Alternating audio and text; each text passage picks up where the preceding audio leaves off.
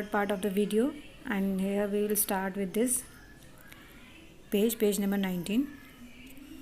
Okay, a few moments later we all lifted our eyes in awe as a spectacular array of South African jets, helicopters and troops carriers rode in perfect formation over the Union buildings. Okay, now an impressive display was done by this performed by this South African jets, helicopters and troop carriers. Okay, and this impressive display was performed over the Union buildings. It was not only a display of pinpoint precision and military force, but a demonstration of the military's loyalty to democracy, to a new government that had been freely and fairly elected. Okay, now this is not an exact quality. Okay, pinpoint precision means exact quality by this performance. Okay, it was not a display of exact quality of military force, but it was their loyalty which they were showing towards this newly formed democratic government. Okay, and it was elected it was elected freely and fairly by the people of South Africa. Only moments before, the highest generals of the South African Defence Force and Police, their chests bedecked with ribbons and medals from days gone by, saluted me and pledged their loyalty. Okay, and after that, what happened? All the South African Defence Force, okay, they just saluted him, saluted Nelson Mandela. I was unmindful of the fact that not so many years before they would not have saluted but arrested me here. Nelson Mandela, he was just thinking about the past time, and he was thinking, yes, the years were there, okay, when these military, all these defense forces, this time they are saluting him, but the days were there when they arrested him. Okay, they were arrested him, and now they are saluting him.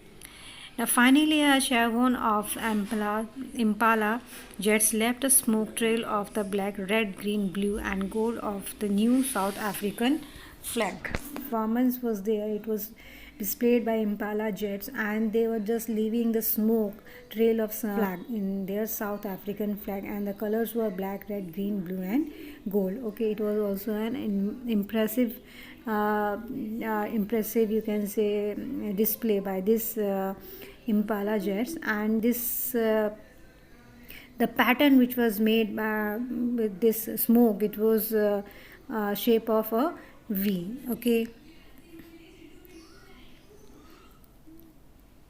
the day was symbolized for me by playing of our two national anthems and the vision of white singing Nkosi Sikelel Africa and black singing Die Stem, the old anthem of the public.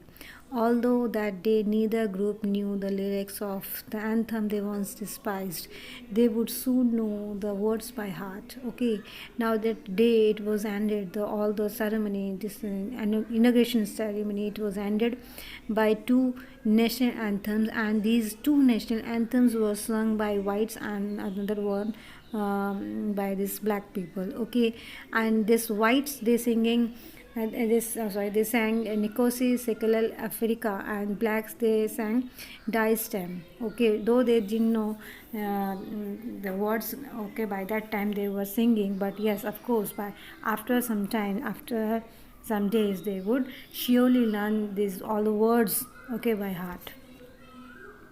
On the day of the inauguration, I was overwhelmed with a sense of history in the first decade of 20th century, a few years after the bitter Anglo-Boer War and before my own birth. Okay, now here Nelson Mandela, he was just recalling the history, okay, and he was just recalling the decade of the 20th century when there was a war between this Anglo and Boer, means British and Dutch settlers. Okay, it was there in 1899 to 1902. Okay, and this war was and it was means the war was there before Nelson Mandela's birth. Okay, and during that, what happened? The white skinned people, okay, of South Africa, they practice this type of racial discrimination. Okay, and this dark skinned peoples of their own land, and they just impose that racial policy on the dark skinned peoples, those who are living there in South Africa. The structure they created formed the basis of one of the harshest, most inhuman societies the world has ever known. And the structure means the policy which they were practiced. Okay, it was inhuman, so cruel, so brutal. Okay, and it now in the last decade of the 20th century and my own eighth decade as a man, okay, that system had been. Now here he was just telling us about, he already had told us about 20th century, okay, that when that apartheid policy was practiced by this white skinned people, okay, on this dark skinned people. Okay, now being a man, he is writing here my own eighth decade as a man. Okay, as a man, his own eighth decade, that system had been overturned forever and replaced by one that recognized the rights and freedoms of all peoples regardless of the color of their skin. Okay, now this policy, this apartheid policy, now it had been turned over, it had been overturned. Okay, now all the people had their rights, have equal rights and freedoms. Okay, and now there would be, means this apartheid policy had been abolished from the society, okay, which was practiced earlier. Now they got freedom from that. Now that day had come about through the unimaginable sacrifices of thousands of my people. Okay, people whose suffering and courage can never be counted or repaid. Now here, this Nelson Mandela, now he was recalling about all the sacrifices done by all the freedom fighters. Okay, now that day had come. Now that day had come when they got the freedom from such type of policies. Okay, now through the unimaginable sacrifices of thousands of my people, and for that freedom, many people, many freedom fighters, they had sacrificed their life. People whose suffering and courage can never be counted or repaid, and their suffering and courage can never be repaid. Okay, and it can never be counted also. I felt that day, as I have on so many other days, that I was simply the sum of all those African patriots who had gone before me. That long and noble line ended and now began again with me. Okay, now he was also the part of all those patriots. Okay, and now uh, that now began again with me. That line ended. That long noble line ended and now began with him. I was pained that I was not able to thank them and that they were not able to see what their sacrifices are about. Okay, now here he was saying that okay, fine, all the patriots, they had sacrificed their life because of this cause, because of this noble cause, but he was feeling very pain. He was just. It was so sad that he could not thank him. He could not thank all those people, those who had sacrificed their life, and now they had achieved what they wanted to achieve. Okay, and he was pained for that because he could not thank him. Why? Because now they were no more. Fine. Now, the policy of apartheid created a deep and lasting wound in my country and my people. And that policy, that bitter means policy, that cruel policy, that unjust policy, okay, apartheid, okay, it created a deep, lasting wound in his country and his people. Okay, and it lasted a deep and strong wound in the people in the people of his country.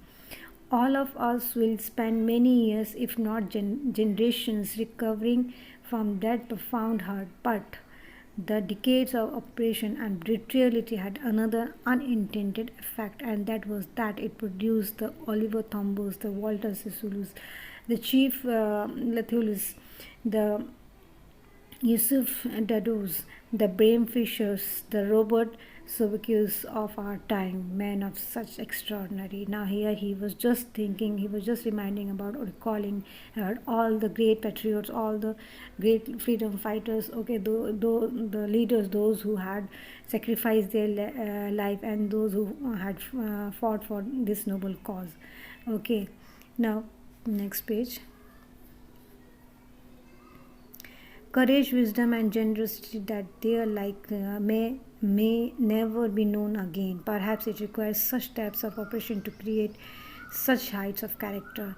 Okay, yes, of course, that type of leaders, that type of man, they are of such extraordinary courage. They had some extraordinary courage, wisdom, and generosity, and it could not be found again. Okay, but that operation, that depth of operation needed that type of character only. Okay, my country is rich in the minerals and gems that lie beneath its soil, but I have always known that its greatest wealth is its people, finer and truer than the purest diamonds. Okay, now here Nelson Mandela, he is comparing gems and minerals of his soil to the people, the people of his country. Okay, he was saying that this yes, though his country it is rich in the minerals and gems, but that is lying under its soil. But he is saying that, but real mineral and gems were his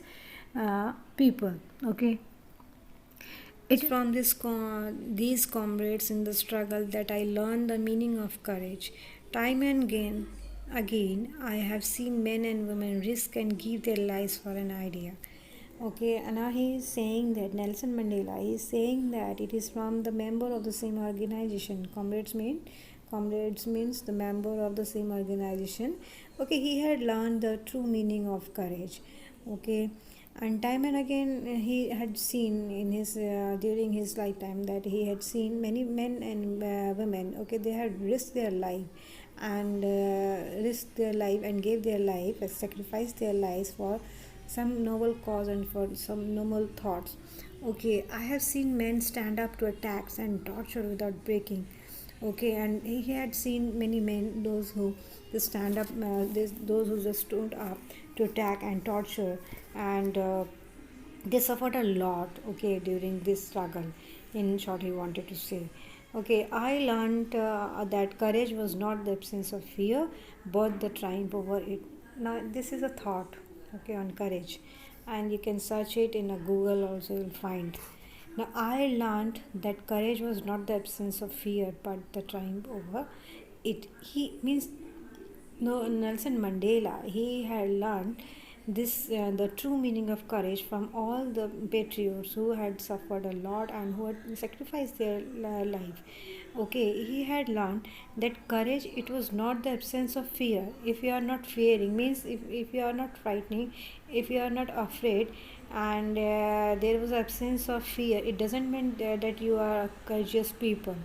Okay, but courage was not the absence of fear, but triumph over it, but it is the victory over fear, victory over your fear.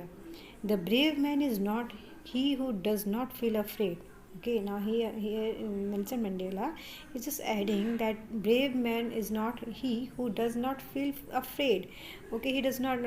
The brave man is not who doesn't afraid of anything, but he who conquers that fear. But a brave man was a person who gets freedom over this fear. No one is born hating another person because of the color of his skin or his background or his religion. Okay, now here Nelson Mandela, he is saying that by birth no one knows how to hate other, and no one knows the means how to differentiate between people from people on the basis of their skin or color, or his background. Okay, and none of the religion it teaches such type of things. Okay, now people must learn to hate, and if they can learn to hate, they can be taught to love. For love comes from naturally to the human heart than its opposite. Okay, now here Nelson Mandela he says that okay, fine, as the people and any religion doesn't teach the this that we have to differentiate men from men on the basis of their skin color or religion. Okay, now people must learn to hate, and if they can learn to hate, they can be taught to love. For love comes more naturally to the human heart than its opposite. Okay, now here Nelson Mandela he is saying that people they must learn to hate. Okay, and if they learn how to hate others, then they should be they could be taught how to love others. Okay, because this love, to love people, it just comes naturally. Okay, to the human heart, but this hatred, okay, it doesn't come naturally. Okay, now even in the grimmest times in prison, when my comrades and I were pushed to our limits. Now here in the grimmest time, when the people, grimmest means most depressing time, grimmest means most depressing time, during most depressing time when they were there along with all means all the means all the comrades of along with Nelson Mandela, when they were there in the prison, and I were pushed to our limits, and they were given numerous torture. Okay, they had to face torture there.